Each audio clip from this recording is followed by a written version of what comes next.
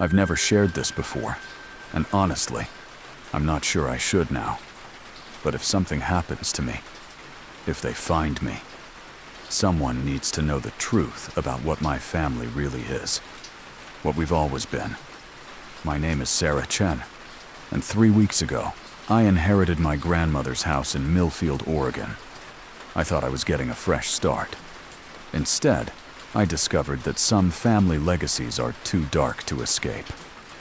The drive to Millfield took me through endless stretches of Douglas fir forest, the kind of deep Oregon wilderness where cell towers don't reach and GPS signals die without warning. Population 847, according to the welcome sign, though I didn't see a soul during the 20-minute crawl down Main Street. Just boarded up storefronts and houses that looked like they were holding their breath. Grandmother's house sat at the end of Maple Lane, isolated on 15 acres of overgrown property. I hadn't seen her in 3 years, not since the funeral where nobody talked about how she died. Just whispers about how she'd finally found peace, and meaningful glances between relatives who barely acknowledged my existence. The house should have been falling apart. 3 years of Pacific Northwest weather. No maintenance, no one checking on it. But when I pulled into the gravel driveway, everything looked pristine. The white paint wasn't peeling. The porch steps didn't sag. Even the flower boxes held fresh petunias, though their colors seemed too bright, almost aggressive against the weathered wood. I'm a sound engineer by trade, so I notice details others miss. The silence around that house wasn't natural. No bird calls, no insect buzz. Even my footsteps on the gravel seemed muffled, like the air itself was absorbing sound.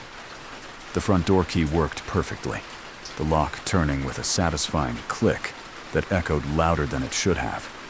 Inside, the air tasted stale, but not musty. Clean but wrong, like a hospital room that's been scrubbed too many times. That's when I noticed the clocks.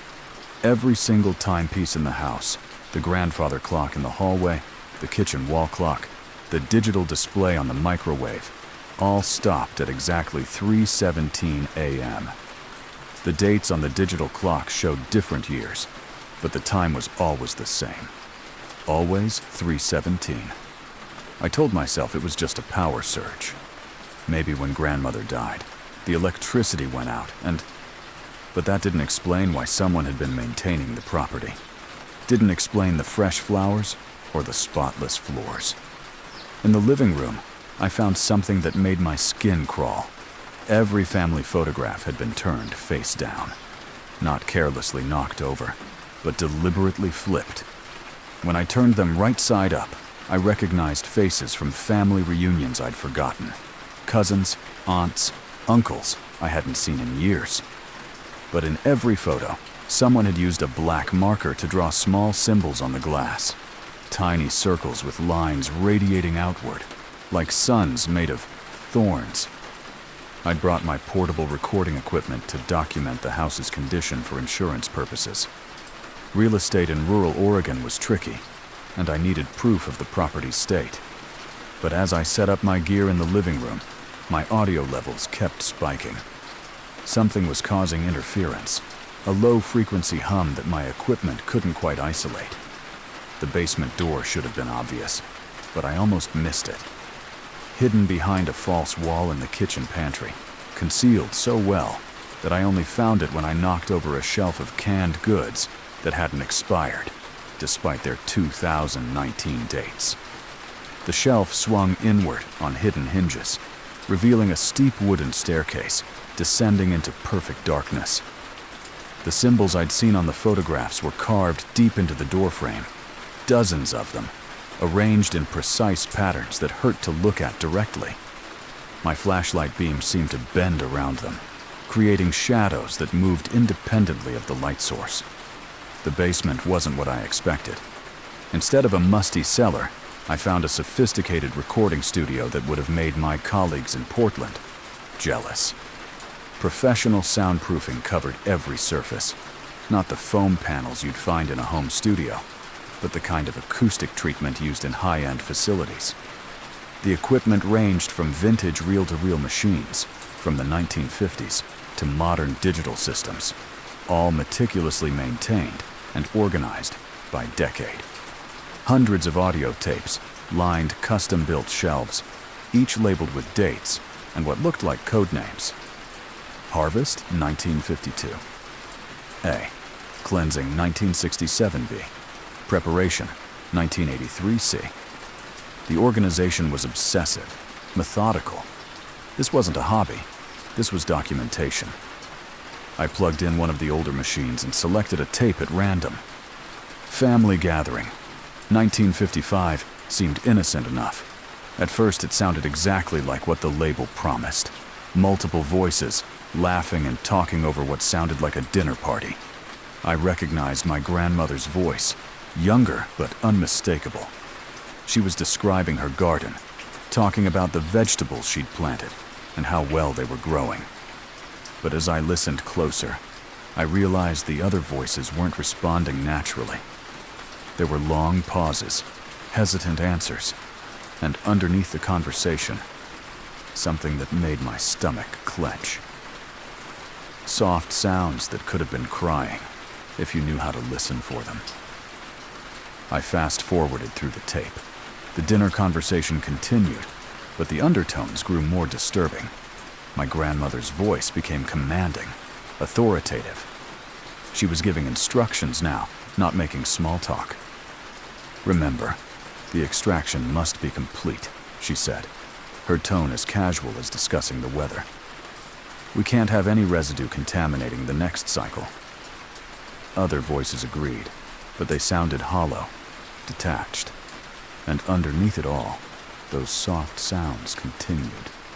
Not crying, whimpering. I pulled out another tape, this one from 1962. Cleansing ceremony, Miller subject. Miller. I'd seen that name in the local newspaper archives I'd found upstairs, reporting a missing hiker who disappeared in the area. John Miller, 24, last seen on the trail leading toward Maple Lane. This recording was different. No pretense of a social gathering. My grandmother's voice was clear and commanding from the start.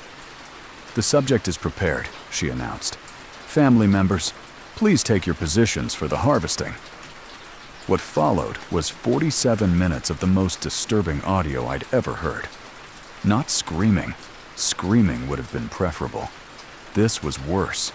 The systematic, methodical sounds of something being taken from someone who couldn't fight back.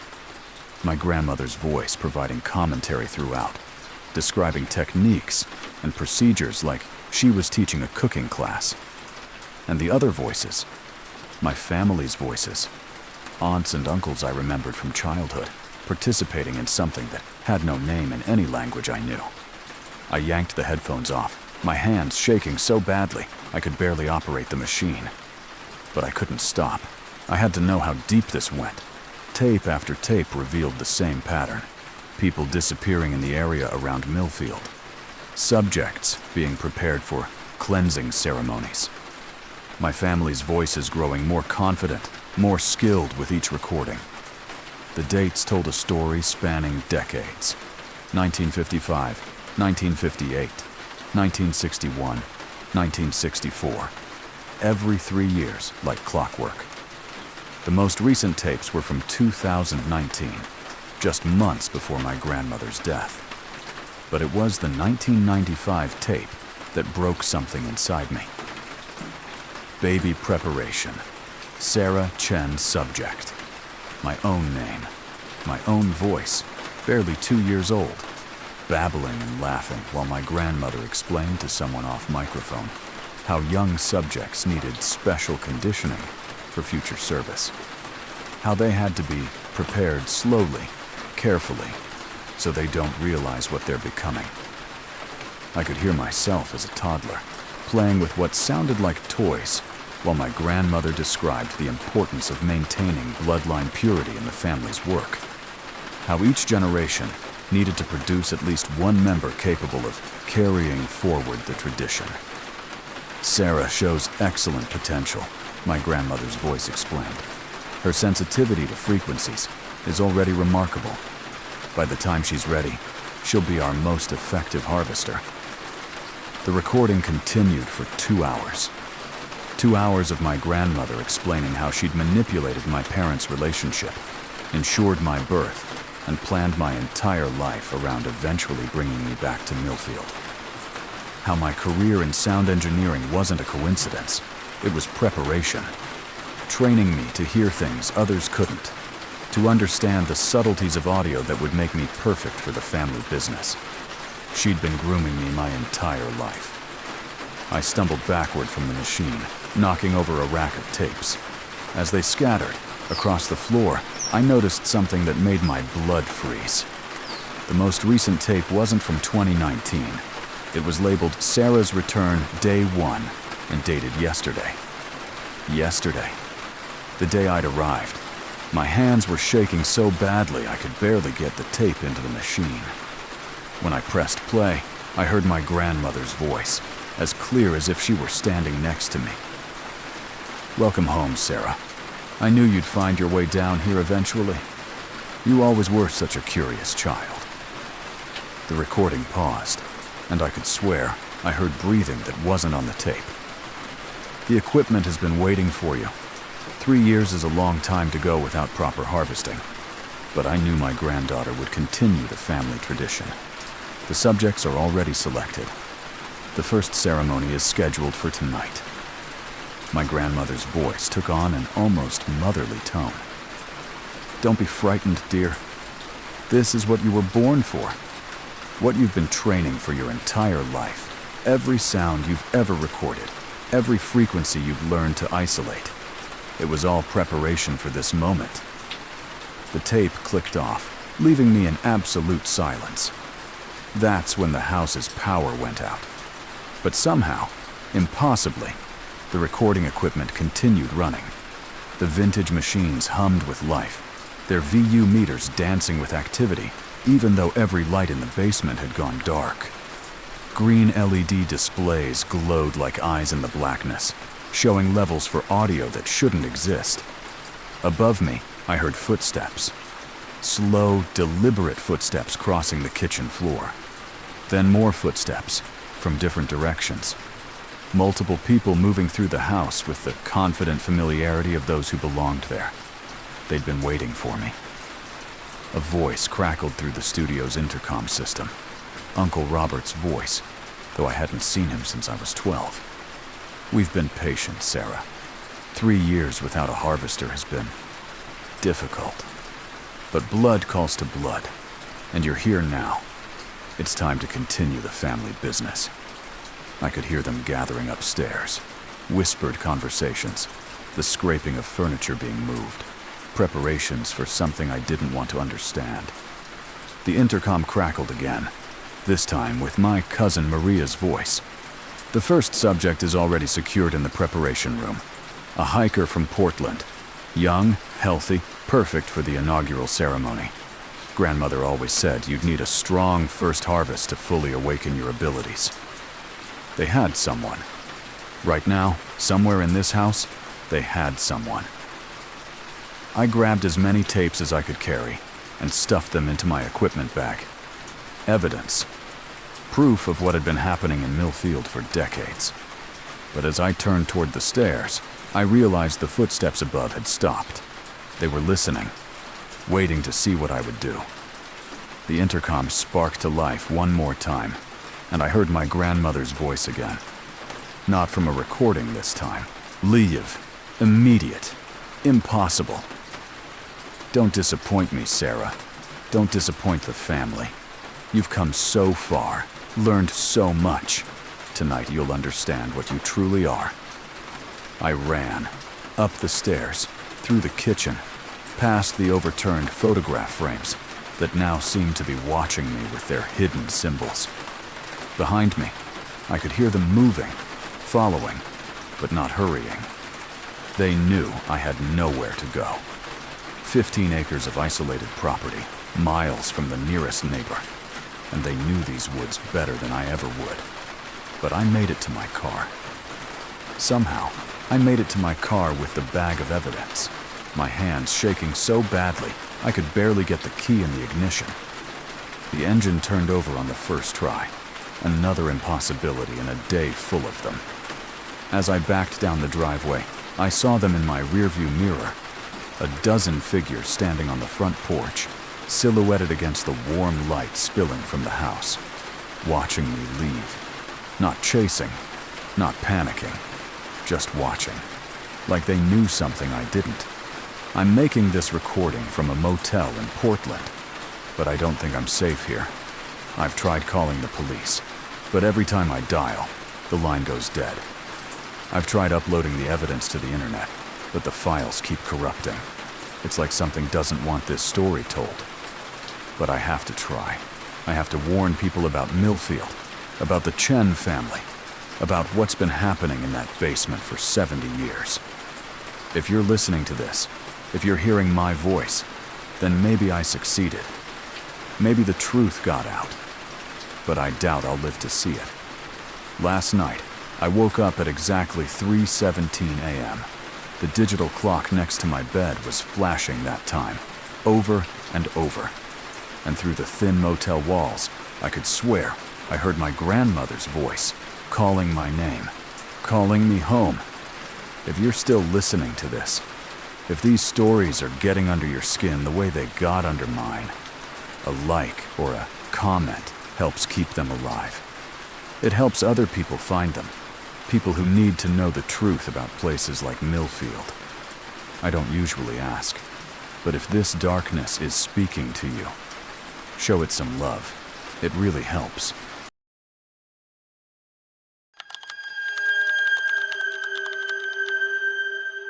I found my father's secret room 3 days after his funeral. Everyone always said he was such a quiet, harmless man. 30 years as a postal worker. Never caused trouble for anyone. But the room I discovered behind his bedroom closet told a different story. A story about 40 years of watching, waiting, and systematically destroying lives from the inside out. My name is Michael Torres, and I'm about to tell you how I learned that my entire existence was just another one of my father's projects. Dad died of a heart attack on a Tuesday. Sudden, unexpected. Though looking back now, I wonder if his heart just finally couldn't carry the weight of what he'd been doing all those years. The funeral was small. Dad didn't have many friends, and the ones who came were mostly neighbors who knew him as the guy who always volunteered to help with repairs or watch people's houses when they went out of town. Such a helpful man, everyone said. Always there when you needed him, if they only knew. I took time off from my job as an insurance investigator to clean out the house in Tucson.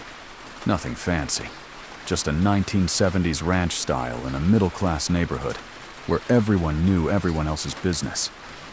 Dad had lived there for 40 years, ever since he married Mom. The house felt smaller after the funeral guests left. Quieter. I started in the kitchen, boxing up dishes and appliances that held no sentimental value. Dad wasn't the type to collect things, or so I thought. His belongings were sparse, practical. Work clothes, a few books about stamp collecting, basic furniture that looked like it came from a discount store. It was in the master bedroom that I found the loose floorboard. I was cleaning out his closet, deciding what to donate and what to throw away, when I stepped on a section of floor that gave slightly under my weight. At first, I figured it was just an old house settling, but when I knelt down and pressed on the spot, I could feel the board shifting.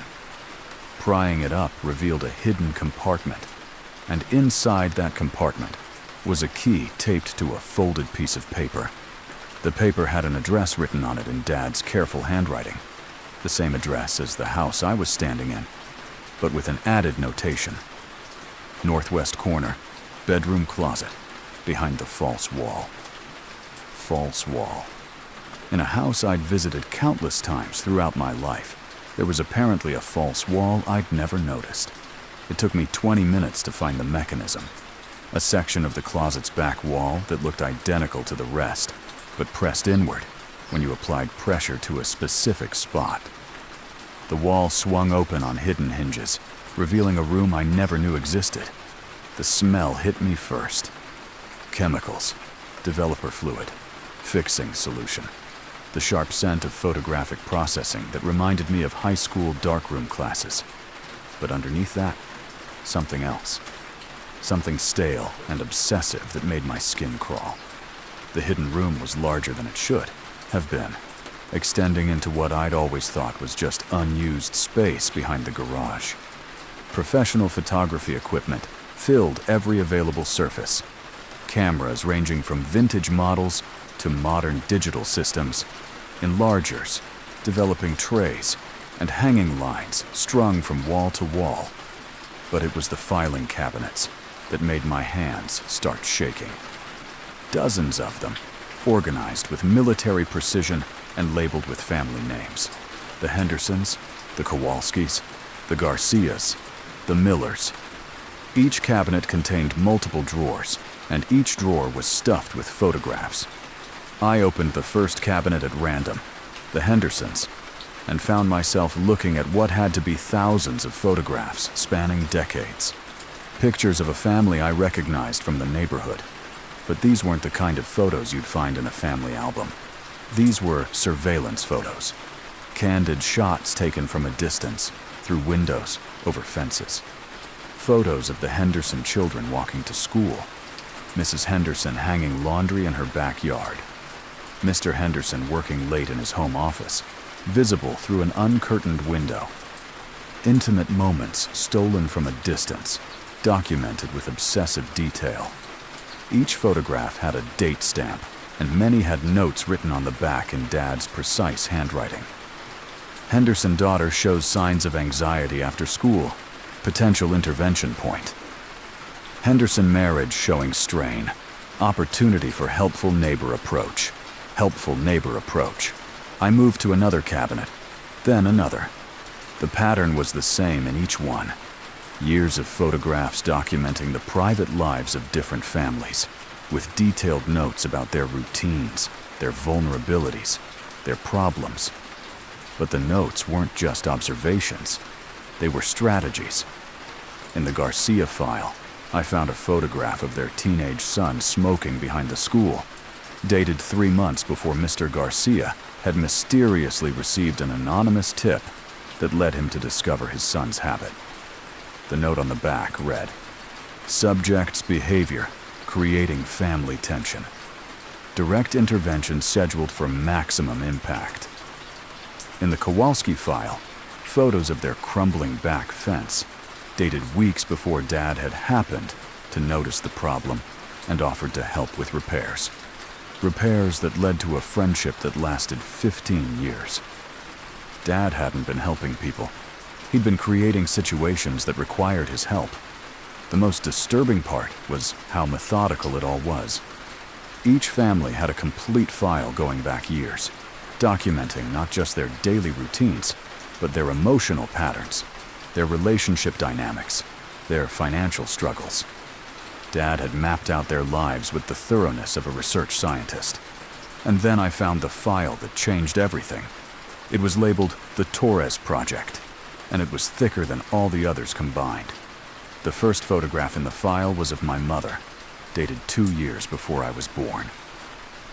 She was coming out of a grocery store, young and beautiful, and completely unaware she was being watched. The note on the back read, "Subject identified. Psychological profile indicates optimal compatibility for long-term project. Initial contact phase to begin immediately." What followed was a complete documentation of my parents' courtship, but from an angle I'd never heard before. Photos of Mom at work, at social gatherings, in her apartment. Notes detailing her likes, dislikes, her insecurities, her dreams. And photos of Dad, systematically inserting himself into her life.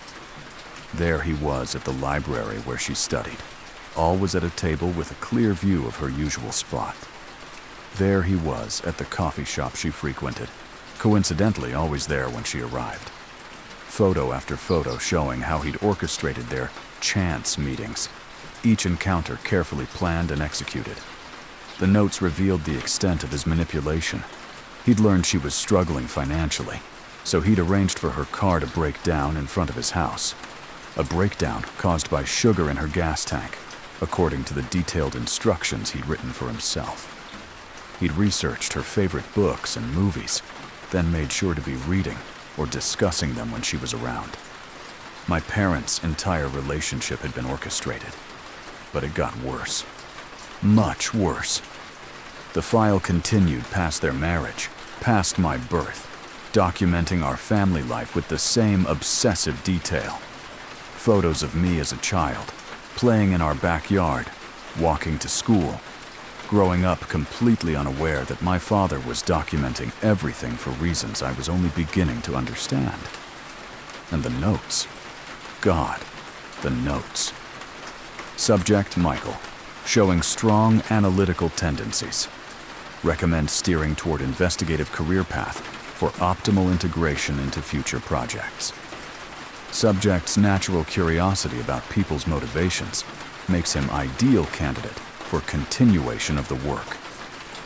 Michael's choice of insurance investigation career represents perfect convergence of training and natural aptitude, ready for transition to active participation phase. He'd been grooming me. My entire career, my entire life had been shaped to make me into his successor. I stumbled backward from the filing cabinet, knocking over a developer tray that crashed to the floor with a sound like breaking bones. The photographs scattered around my feet. Dozens of images of families I recognized, families I'd investigated insurance claims for over the past 5 years. That's when it hit me. The cases I'd worked, the families I'd helped through difficult claims processes. The way I always seemed to know exactly what they needed to hear, exactly how to approach their problems. I grabbed another file at random and found photographs I recognized. The Brennan family, whose house fire claim I'd handled 6 months ago.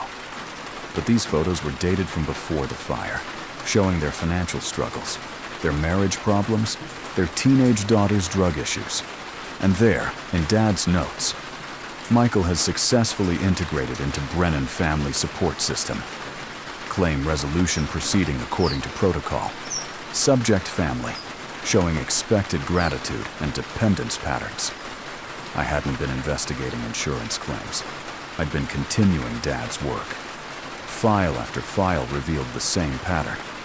Every case I'd handled in the past 5 years was documented here, with photographs dating back months or years before the incidents that required insurance investigations. Car accidents, house fires, medical emergencies, events that had seemed random but were revealed to be part of a larger pattern of intervention and manipulation.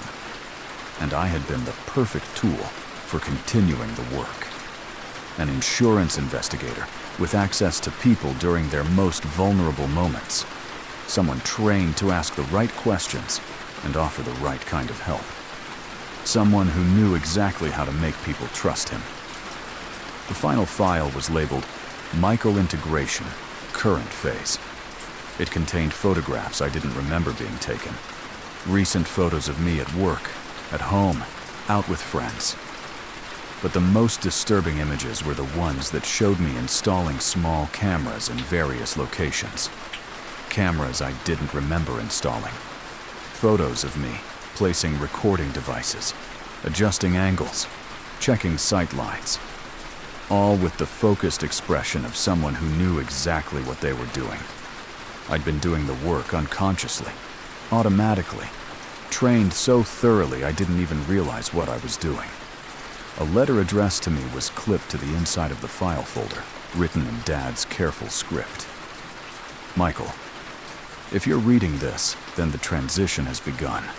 I'm proud of how well you've adapted to the work, even without conscious awareness. Your natural instincts, combined with years of careful training, have made you everything I hoped you'd become. The families trust you completely.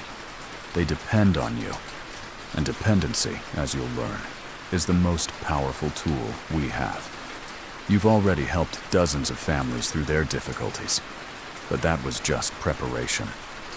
The real work, the deep integration, the complete reshaping of lives, that's what you're ready for now. Check your home security system. Review your recent insurance cases. You'll find that you've been more thorough in your documentation than you realized. The cameras, the recordings, the detailed files you've been building. It's all there, waiting for you to acknowledge what you've always known you were meant to do. Welcome to the family business. I dropped the letter like it was on fire and ran from that horrible room, through the house, out to my car in the driveway. But even as I sat there, shaking and trying to process what I'd discovered, I couldn't shake the feeling that Dad's letter was right. I thought about my recent cases, the way I'd gone above and beyond to help certain families, spending extra time with them, learning about their personal lives, their problems, their needs. The way I'd sometimes found myself taking photographs of their homes, their routines, telling myself it was for insurance documentation. The way I'd felt a strange satisfaction when they became dependent on my help. I drove home to my own house, that normal suburban house where I lived with my wife and 2 children, and I looked at it with new eyes. The security system I'd installed last year, with its comprehensive camera coverage, the detailed files I kept on my computer, organized by family name and containing far more personal information than any insurance case required. The way I'd been unconsciously documenting my neighbors' routines, their vulnerabilities, their problems. I'd been doing exactly what Dad taught me to do, without even realizing I was learning. That night, I tried to tell my wife everything. I showed her the photographs, played her recordings I'd found in Dad's room, explained about the 40 years of systematic manipulation and control. She listened patiently, held my hand, told me she understood how traumatic it must be to learn these things about my father. Then she said something that made my blood turn to ice water. "But honey, you've been doing such good work helping all those families. They're so grateful for everything you've done for them. Why would you want to stop now?" And I realized that she'd been helping me, filing the photographs, organizing the surveillance equipment, managing the schedules that kept track of which families needed attention on which days. My wife had been part of it all along. I'm making this recording from my car, parked outside a police station 3 towns away from home. I've tried to go inside twice, but each time I get to the door, I remember something else. Another family I've helped, another life I've shaped, another person who trusts me completely and depends on my continued involvement in their problems. And I don't want to stop. That's the most terrifying realization of all. Somewhere in the past 5 years, I'd started enjoying the work, the power of knowing people's secrets, the satisfaction of being needed, the way families looked at me like I was their personal savior. Dad trained me too well, and now I don't know if I can stop doing what he taught me to love.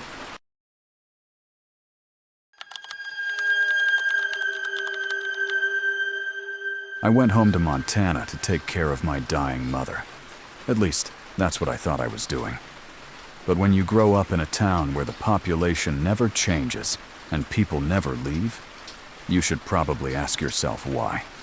My name is Rebecca Walsh, and I spent 3 weeks discovering that my family's charitable foundation wasn't helping people disappear. It was making sure they never had the chance to leave. Some gifts come with strings attached. Ours came with chains. Whitmore County has a population of 1,200, according to the welcome sign. And it's been exactly 1,200 for as long as anyone can remember. Strange, considering how many people pass through our town each year. Drifters, addicts, homeless individuals, people who've fallen through the cracks of society and end up at the Walsh Foundation looking for help. We always helped them. That was our family's reputation in Whitmore. The Walshes who never turned anyone away, who provided shelter and medical care and a chance to get back on their feet. 3 generations of charitable work, dating back to when my grandfather started the foundation in 1950. People came to us broken, and they left whole. That's what everyone said. What they didn't say was that they never actually left. I'd been working as a nurse practitioner in Denver for 8 years when Mom called to tell me about her stroke. Sudden, severe, requiring long-term care that she couldn't manage alone. As the only child still speaking to the family, it fell to me to come home and help. The drive from Denver to Whitmore takes you through some of the most isolated country in Montana. Miles of wilderness, stretches where you can drive for an hour without seeing another car or a single building. Perfect country for people who want to disappear, or for people who want to make others disappear. The town looked exactly the same as when I'd left 10 years ago. Same storefronts, same houses, same faces walking the streets. That should have been my first clue that something was wrong. Towns change. People age, move away, die. New people move in to take their places. But Whitmore never changed. Mom was waiting for me at the family house on Main Street, the big Victorian that served as both our home and the Foundation's headquarters. She looked frail in her wheelchair, her left side weakened by the stroke, but her eyes were as sharp as ever. "Rebecca," she said when I walked through the door, "I knew you'd come home eventually. You always were the one with the strongest sense of duty." The house smelled like disinfectant and something else. Something medicinal but wrong, like the scent of a hospital where too many people have died. Mom explained that she'd converted the basement into a medical facility to better serve the Foundation's clients. "We help so many people," she said, guiding me through room after room of medical equipment. "And with your training, we can help even more." The basement was impressive, fully equipped. Examination rooms, a surgical suite, even holding areas for patients who needed observation. Everything was clean, professional, state-of-the-art. Far more sophisticated than a small-town charity should have been able to afford. "Where does the funding come from?" I asked. Mom smiled, that patient smile she'd used when I was a child, asking inconvenient questions. "People are grateful for our help. They find ways to show their appreciation." That first night, I met some of the Foundation's current clients. A dozen people staying in the residential facility next to our house, all of them recovering from various ailments and life circumstances. They seemed happy enough, though there was something vacant about their expressions, something that reminded me of patients on heavy medication. I introduced myself as the new medical supervisor, explaining that I'd be taking over Mom's healthcare duties. They welcomed me warmly, told me how wonderful the Walsh family had been to them, how they'd never received such comprehensive care anywhere else. "How long have you been staying here?" I asked a man named David, who looked like he might have been homeless before arriving. "Time doesn't matter much anymore," he said, his words slightly slurred.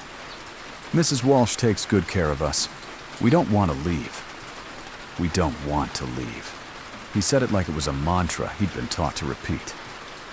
Over the next few days, I tried to establish medical routines for the residents, but when I reviewed their charts, I found inconsistencies that bothered me. Medications prescribed for conditions that didn't match their symptoms, dosages that seemed designed more for compliance than treatment, and surgery notes for procedures I couldn't identify. "What's this operation listed in David's chart?" I asked Mom. "Subcranial intervention with memory pathway adjustment." "Advanced treatment," she replied without looking up from her paperwork. "You'll learn about it as you settle in." But I couldn't find any reference to such a procedure in my medical training. And when I tried to research it online, I discovered that our internet connection couldn't access medical databases or research sites. The connection worked fine for local services, but anything beyond Whitmore County seemed to be blocked. That's when I started paying closer attention to the town itself. I'd assumed the familiar faces I saw on Main Street were just people I remembered from childhood. But as the days passed, I realized they were exactly the same. Not similar, identical. The clerk at the grocery store looked exactly as he had when I was 16. The mechanic at the gas station hadn't aged a day. Even their clothes were the same, as if the entire town had been frozen in time. And the missing person reports. I found them by accident, tucked away in a drawer of Mom's desk. Dozens of police reports from surrounding counties, all describing people last seen heading toward Whitmore County. Hikers, drifters, people with addiction problems or mental health issues. People whose disappearances wouldn't generate much investigation. People no one would miss. Each report included a photograph, and as I compared them to the Foundation's resident records, I started recognizing faces. David, the man who didn't want to leave, matched a missing person report from Colorado dated 2 years ago. Sarah, a woman who told me she'd been staying with us for 6 months, was identified as missing from Oregon 3 years ago. They weren't residents recovering from life difficulties. They were people who'd been reported missing. That night, I confronted Mom about the reports. "These people have families looking for them," I said, spreading the papers across her desk. "They're not voluntary patients. They're missing persons." Mom didn't seem surprised or concerned. She wheeled her chair closer to me, her expression as calm as if we were discussing the weather. "Rebecca, you've been away too long. You've forgotten how the Foundation works. We don't just help people recover. We help them become new people. Better people. People who don't need to carry the burden of their old lives." "What are you talking about?" "The procedures, the treatments. They're not just medical. They're transformative. We take people who are broken, lost, damaged by their experiences, and we give them the chance to start over completely." She pulled out a thick folder and handed it to me. Inside were detailed medical records I hadn't seen before, documenting procedures that had no names in legitimate medicine. Brain surgery designed to remove specific memories. Chemical treatments that altered personality patterns. Physical modifications that made people dependent on continued medical care. They weren't helping people. They were creating people. "It's been the family business for 3 generations, Mom explained. We provide a service that society needs. All these broken individuals, these people who can't function in the real world, we give them purpose. We give them a community where they belong. By erasing who they are, by making them who they need to be." I stared at the medical records, trying to process what I was seeing. Detailed notes about personality restructuring, memory suppression, chemical dependency management.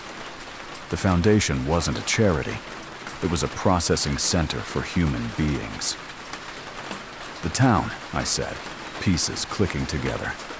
"Everyone I recognized from childhood. Former clients who've integrated successfully into the community. We've created a perfect ecosystem, Rebecca. People who need help, people who provide help, all working together in harmony. That's why the population never changed. That's why no one ever left." "What about the people who don't want to be helped?" Mom's expression didn't change, but something cold flickered in her eyes. "Everyone wants to be helped, dear. They just don't always realize it immediately. That's what the holding areas are for." The holding areas. The basement rooms I'd thought were for patient observation. They weren't medical facilities. They were cells. How many people are down there right now? 3 new arrivals this week. A hitchhiker we picked up on Highway 12. A woman whose car broke down outside town. And a very troubled young man who was asking too many questions about our services.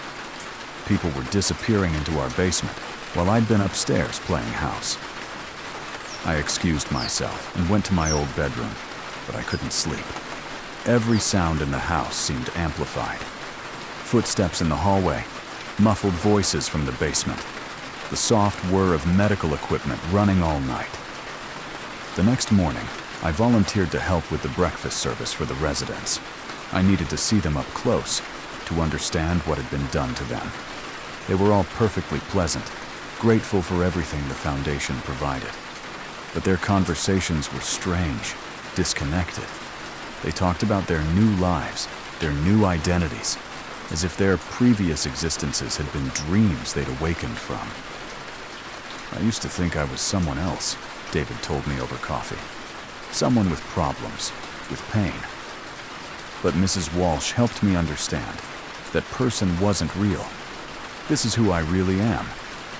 They believed it. Whatever procedures had been done to them, they genuinely believed their old selves had been illusions. I spent the day reviewing medical supplies, trying to understand the scope of the operation. The Foundation had enough surgical equipment to perform complex procedures, enough psychiatric medications to keep dozens of people compliant, and enough security measures to ensure no one left without permission. That evening, I found the pharmaceutical records. Experimental drugs from companies I'd never heard of. Medications that weren't approved by any regulatory body I knew. Chemical compounds designed to suppress memory formation, alter emotional responses, and create psychological dependency on the treatment facility. We were test subjects. The entire town was a testing ground for human experimentation. "Mom," I said when I found her in her office, "these medications aren't legal. They're not even classified. Where are they coming from?" She looked up from her paperwork with that same patient smile. "The Foundation has partnerships with research organizations. We provide them with data, and they provide us with the tools we need to help people." "What kind of data?" "Long-term studies on personality modification, memory suppression, community integration protocols. We've been contributing to cutting-edge psychological research for decades. Decades of illegal human experimentation, disguised as charity work. The new arrivals you mentioned, where are they?" "Basement level 2. They're in the assessment phase, determining what kind of help they need." Basement level 2. I hadn't known there was a second basement level. That night, after Mom went to bed, I used my medical access codes to enter the restricted areas of the facility. The second basement was accessed through a hidden door behind the main surgical suite, leading to a corridor lined with individual rooms. Each room had a small observation window, and through them, I could see the people Mom had mentioned. A young man in his 20s, sedated but awake, staring at the ceiling with the blank expression of someone heavily medicated. A middle-aged woman pacing her small cell, muttering to herself about needing to get back to her children. A teenage girl curled in the corner, completely unresponsive. They were prisoners, not patients. I found their intake files in the corridor office. The hitchhiker had been picked up by local law enforcement for vagrancy and transferred to the Foundation for evaluation and assistance. The woman's car had been sabotaged while she was eating at the town diner, stranding her until someone could offer help. The teenage girl had been reported as a runaway, but the file indicated she'd been specifically targeted and brought to Whitmore against her will. The entire town was complicit. Law enforcement, local businesses, everyone working together to feed people into the Foundation's system. But the most disturbing discovery was in the research files. Detailed studies on the effectiveness of different memory suppression techniques, personality modification protocols, and community integration strategies.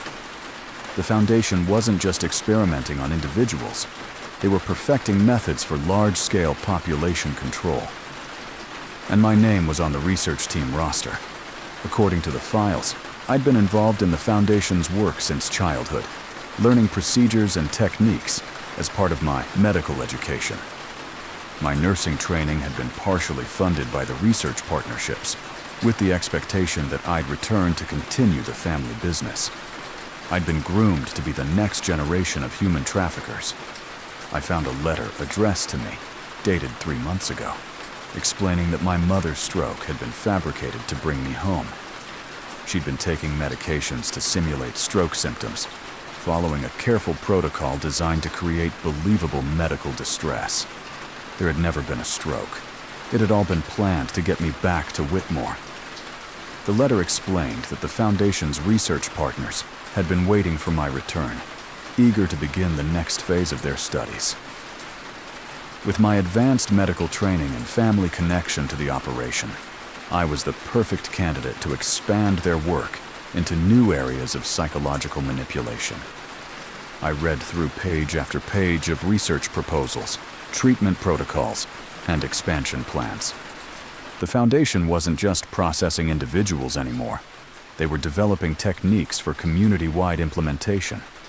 Methods for controlling entire populations through water, supply contamination, airborne pharmaceutical delivery, and mass psychological manipulation. They were planning to scale up. I ran back upstairs, but as I reached the main floor, I found Mom waiting for me in the hallway. She wasn't in her wheelchair anymore. She was standing perfectly straight, completely healthy, holding a medical syringe. "I was wondering when you'd find the research files," she said. "You always were too curious for your own good." The stroke was performance art, necessary to bring you home at the right time. She gestured toward the basement stairs. "The research team is very excited to meet you. They've been waiting 3 months to begin your integration into the program." Integration, like the other prisoners downstairs. "I'm your daughter. You're a resource that's been away too long.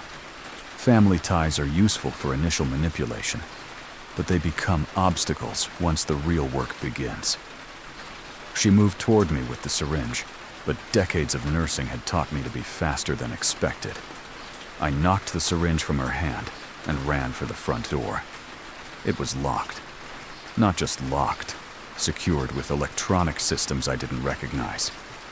"The house has been modified for security," Mom called from the hallway. "All exits are controlled. All communications are monitored. You're home now, Rebecca. There's no reason to leave." I tried the windows, but they were reinforced with steel bars hidden behind decorative screens. The phone lines had been cut. My cell phone had no signal, even though it had worked fine when I'd arrived 3 weeks ago. 3 weeks. They'd been slowly cutting off my connections to the outside world for 3 weeks. The basement was my only option.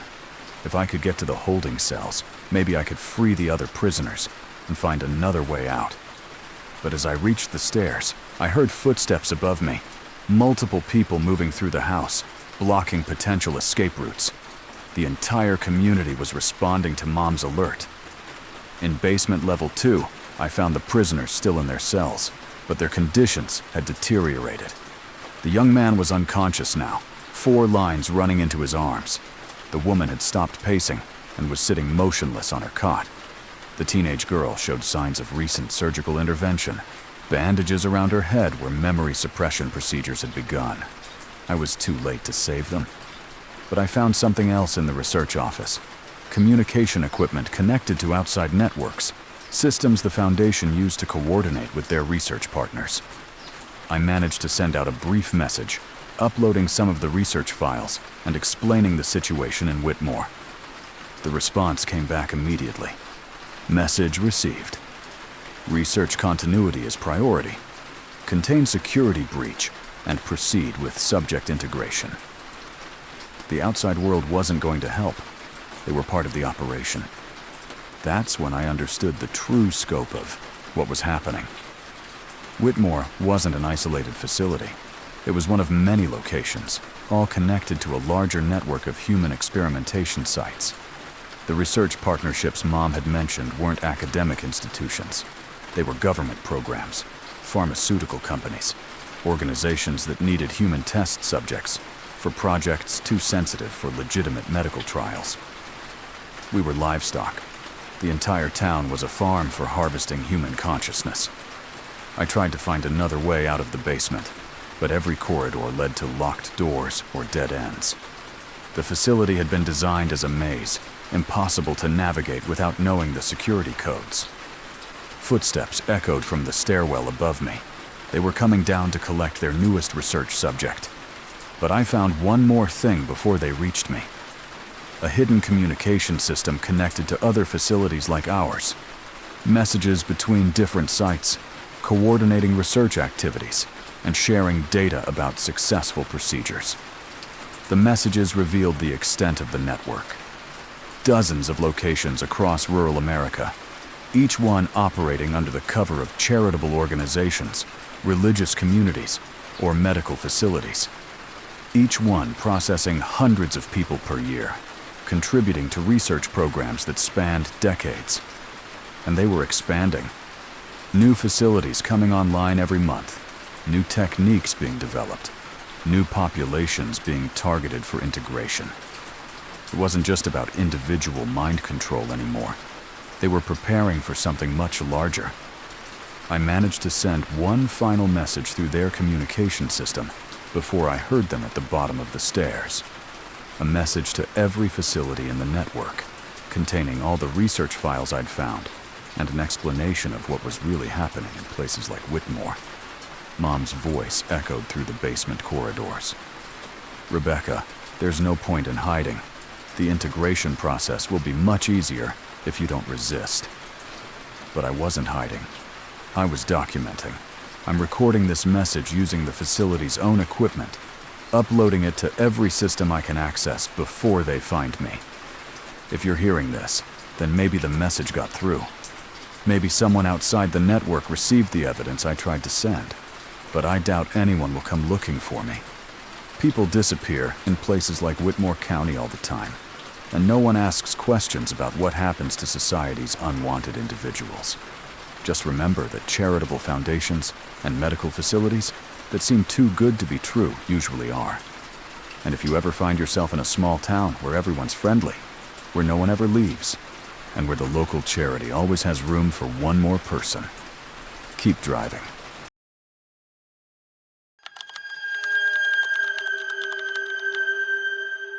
They say love makes you blind, but Emma Blackwood showed me just how true that could be.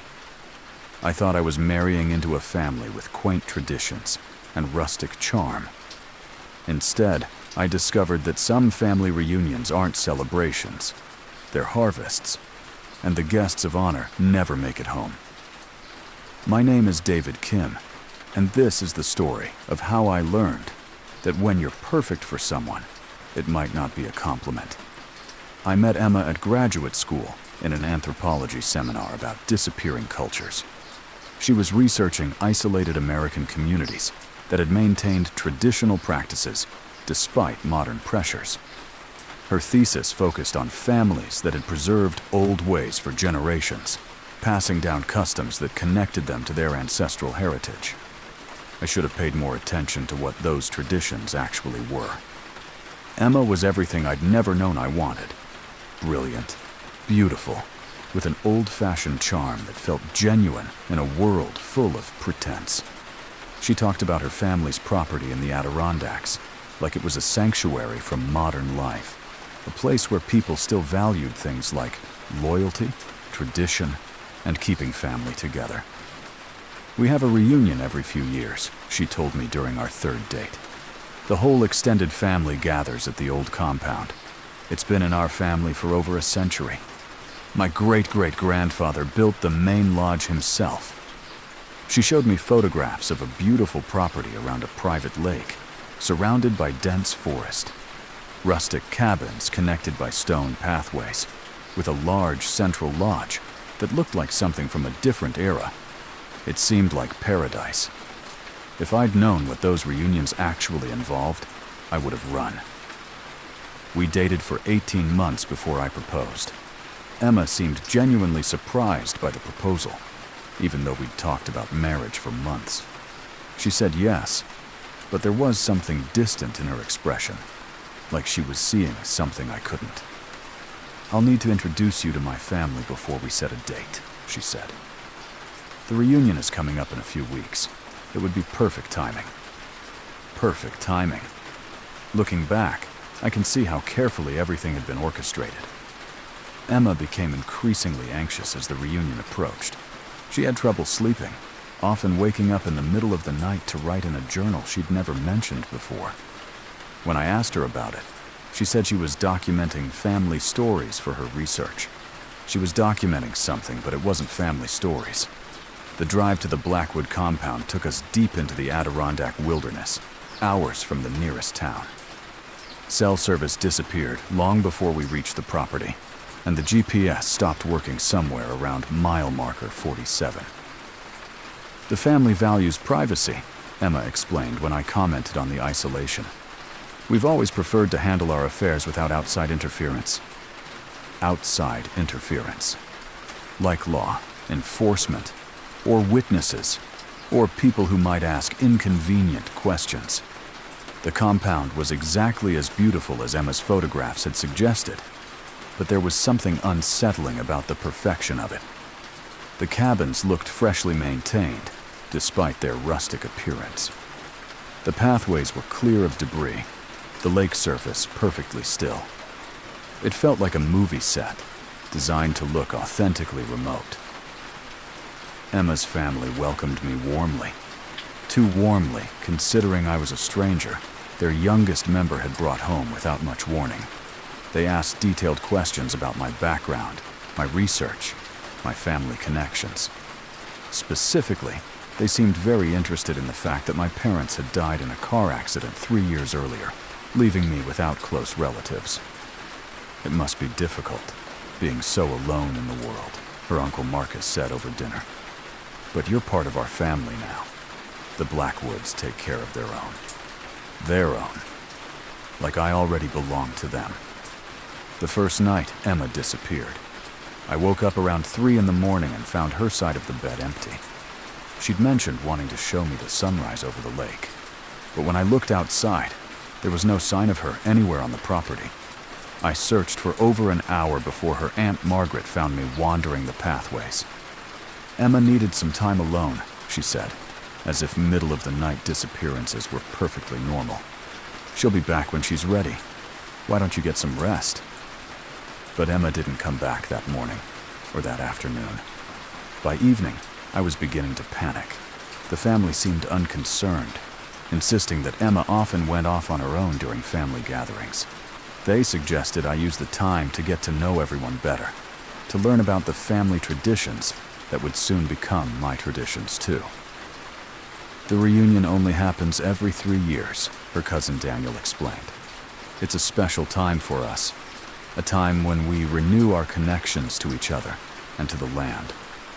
Renew our connections. I didn't understand what that meant until it was too late. Unable to sleep, I decided to explore Emma's childhood bedroom in the main lodge. Maybe I could find some clue about where she'd gone, or why she seemed so anxious about the reunion. What I found instead changed everything. Hidden under her mattress was a collection of journals dating back to her teenage years. I told myself I was just looking for information about her disappearance. But what I discovered was far more disturbing than a missing fiancé. The journals documented previous family reunions, and each one followed the same pattern. Emma would be assigned to find and recruit a specific type of person. Always a young man, always someone with limited family connections, always someone whose disappearance wouldn't generate much investigation.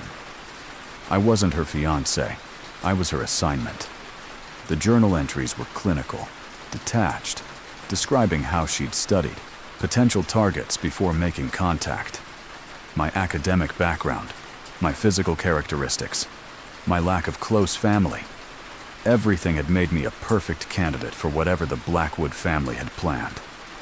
But as I read further, I realized something had gone wrong with this recruitment. Emma's most recent entries showed genuine distress, internal conflict about what she was supposed to do. David isn't just another subject, she'd written 2 weeks before the reunion. I've fallen in love with him, and I don't know if I can go through with the tradition. But if I refuse, they'll just find someone else to recruit him, and I won't be able to protect him. Protect me from what? The answer was in her earlier journals, describing previous reunions and the young men who'd attended them. Each one had been brought to the compound by a different family member, introduced as a boyfriend, fiancé, or new husband. Each one had participated in the reunion festivities for a few days before the final ceremony. None of them had ever left the compound. The journals included photographs from previous reunions, and I realized with growing horror that all the recruited men looked disturbingly similar to me. Same general height and build, same dark hair, same academic background. The family hadn't been randomly selecting targets. They'd been finding specific types of people for specific purposes, and the purposes were described in detail in Emma's research notes. The Blackwood family had maintained a tradition dating back to the 1920s, when the compound was first established. Every 3 years, the family would gather to perform a ritual they called the renewal, designed to ensure their continued prosperity and isolation from the outside world. The ritual required a sacrifice, someone young, healthy, and unconnected to anyone who might come looking for them. Emma's journal entries described the preparation process, the ceremony itself, and the disposal of evidence with the methodical precision of someone who'd witnessed it multiple times. She wrote about the underground chambers beneath the main lodge, the special tools stored in the cellar, and the family cemetery hidden deep in the woods, where only certain graves had names. This wasn't just murder. It was a systematic program of human sacrifice that had been operating for nearly a century. The most recent entry, dated the day before we'd left for the reunion, revealed Emma's final decision. I can't let them hurt David, but I can't stop the ceremony either. The family has been planning this reunion for 3 years, and they won't accept any changes to the tradition.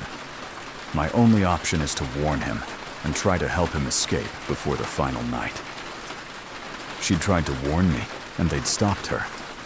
I heard footsteps in the hallway outside Emma's room.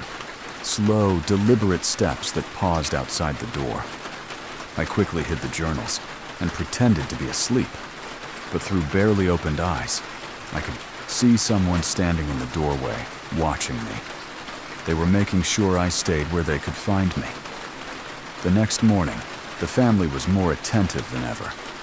Uncle Marcus insisted on giving me a tour of the property, showing me all the family landmarks and explaining the history of each building. Aunt Margaret prepared elaborate meals and encouraged me to eat hearty portions, as if she were fattening me up for something. They were keeping me busy and well-fed while they prepared for the ceremony. But it was Cousin Daniel who finally revealed the timeline. "Tomorrow night is the renewal," he said, while we were fishing at the lake. "It's the most important part of the reunion. The ceremony that keeps our family strong and our sanctuary protected." "What kind of ceremony?"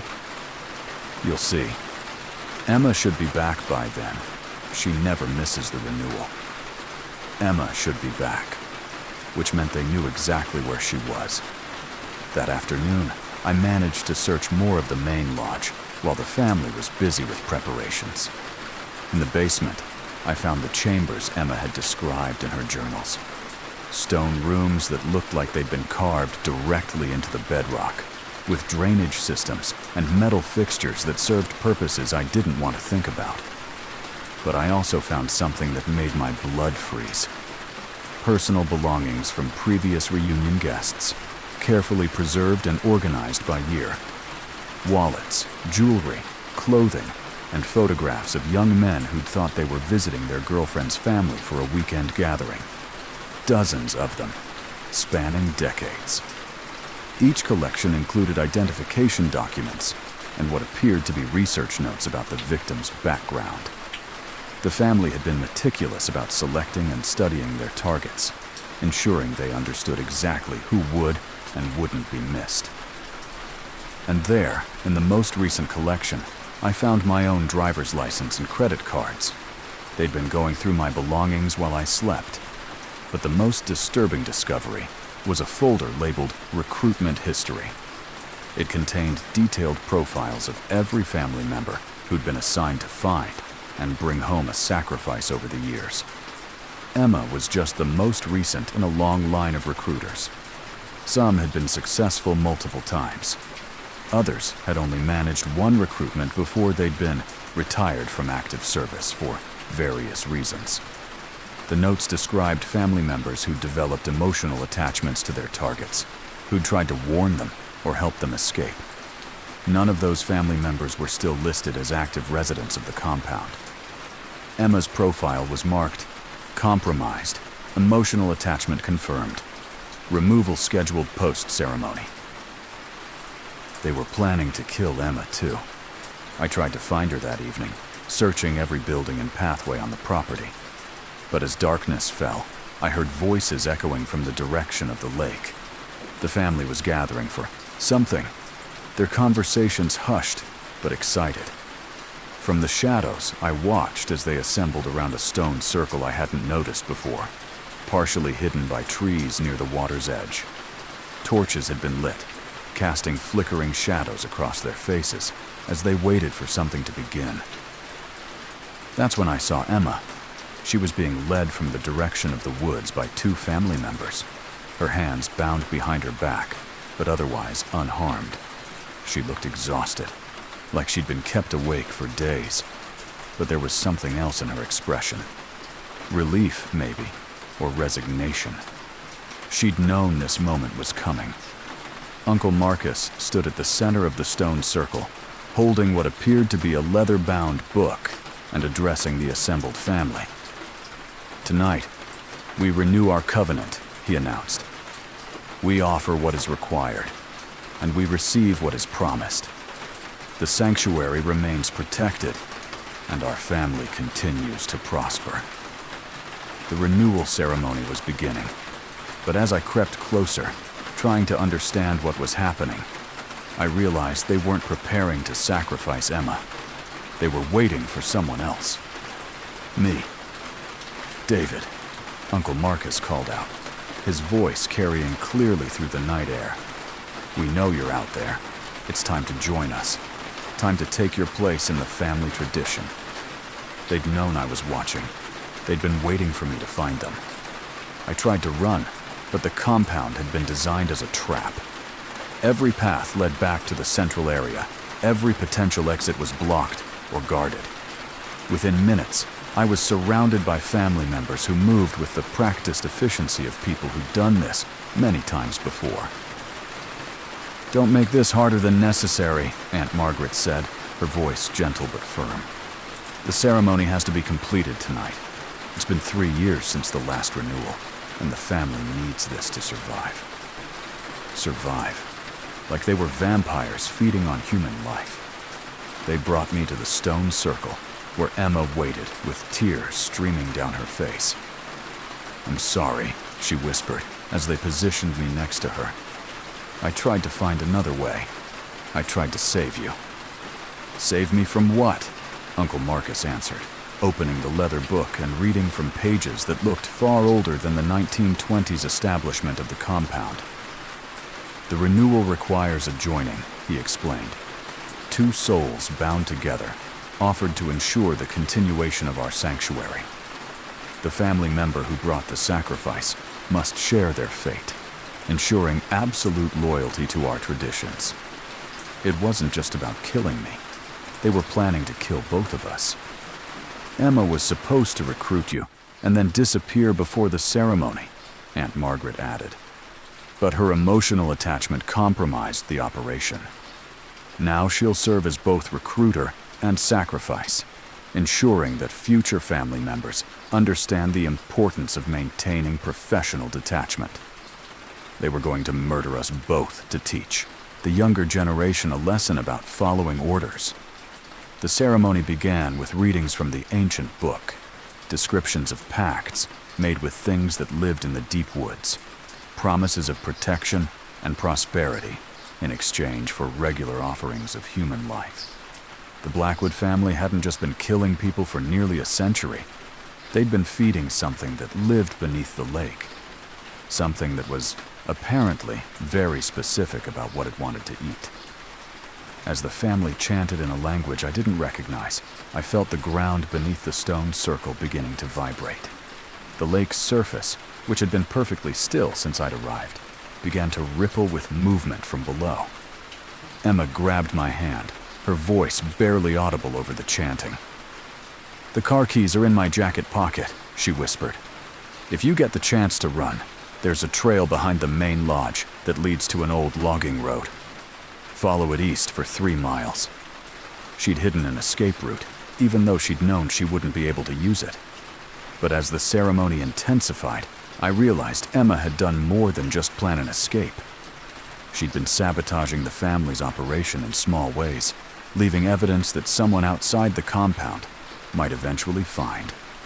Her anthropology research wasn't just academic, it was documentation. She'd been creating a record of the family's activities, hidden among legitimate scholarly work, hoping that eventually someone would recognize what was really happening in the Adirondacks. She'd been gathering evidence for years, waiting for the right moment to expose everything. The chanting reached a crescendo, and something began to emerge from the center of the lake. Something large and ancient that made the water boil around it as it rose toward the surface. But Emma had one final surprise. The journal she'd been writing in during our visit wasn't documentation of family stories. It was a detailed letter addressed to the FBI, describing the location of the compound, the family's activities, and the evidence hidden throughout the property. She'd mailed it from the last town before we'd reached the compound. "I sent the evidence 3 days ago," she told me, as the family prepared for the final stage of the ceremony. "If we don't make it out of here, someone will eventually come looking. The Blackwood family's run of luck is over." Uncle Marcus heard her confession, and his expression shifted from ceremonial solemnity to genuine anger. 70 years of tradition," he snarled. 70 years of prosperity and protection, and you've destroyed it all for some boy you've known for less than 2 years. But Emma wasn't finished. She'd also been documenting the locations of other compounds, other families who maintained similar traditions across rural America. Her research had connected a network of isolated communities that all practiced variations of the same renewal ceremonies. The Blackwoods weren't unique. They were part of a larger pattern of systematic human sacrifice, disguised as family traditions. That's when I understood why they'd been so specific about the type of people they recruited. It wasn't just about finding victims who wouldn't be missed. It was about finding people whose research or academic backgrounds might eventually threaten their operations. They'd been targeting people like Emma and me because we were exactly the type of investigators who might uncover their secrets. The thing in the lake was almost at the surface now, and the family was preparing to complete the sacrifice. But Emma's evidence had already been sent, and somewhere outside the Adirondack wilderness, people were beginning to ask questions about the Blackwood family compound. I managed to break free from my restraints during the chaos of the ceremony's final moments, grabbing Emma and running toward the main lodge while the family was distracted by their ritual obligations. We made it to the car, but the logging road was 3 miles of rough terrain in complete darkness. I'm recording this message while we drive, using Emma's voice recorder to document everything we experienced at the compound. The evidence she sent to the FBI should reach them within days, and with the detailed information she gathered, they should be able to locate not just the Blackwood operation, but the entire network of similar compounds. But I don't know if we'll survive long enough to see justice served. The family has vehicles, and they know these woods better than we do. We can hear them behind us, following the sounds of our engine through the forest. Emma is unconscious in the passenger seat, her injuries from the ceremony worse than I initially thought. And I'm beginning to realize that even if we make it to safety, even if the authorities investigate the compound, there's no way to undo what happened to all those people over the past 70 years. Dozens of families will finally learn what happened to their missing relatives, but none of those relatives are coming home. If you're hearing this recording, then maybe Emma and I made it out alive. Maybe her evidence reached the right people, and maybe the network of compounds she discovered is finally being shut down. But if you're an investigator who found this recording in an abandoned car on a logging road in the Adirondacks, then we didn't make it. But at least the truth did. And remember that some family traditions are too dangerous to preserve. Some customs should be allowed to die with the generations that created them. Some reunions are better avoided entirely. 4 families. 4 generations of secrets passed down like heirlooms, growing more twisted with each telling. 4 people who discovered that blood ties can bind you to horrors you never imagined. The Chen family's recording studio still operates in the basement of that house in Millfield, but no one knows who maintains the equipment anymore. The Torres surveillance network continues to document and manipulate families across Arizona, but the operators have learned to be more careful about leaving evidence. The Walsh Foundation still helps troubled individuals in Whitmore County, though the nature of that help has evolved with advancing technology. And somewhere in the Adirondack wilderness, another family compound waits for the next reunion, the next renewal, the next generation to discover what their heritage really requires.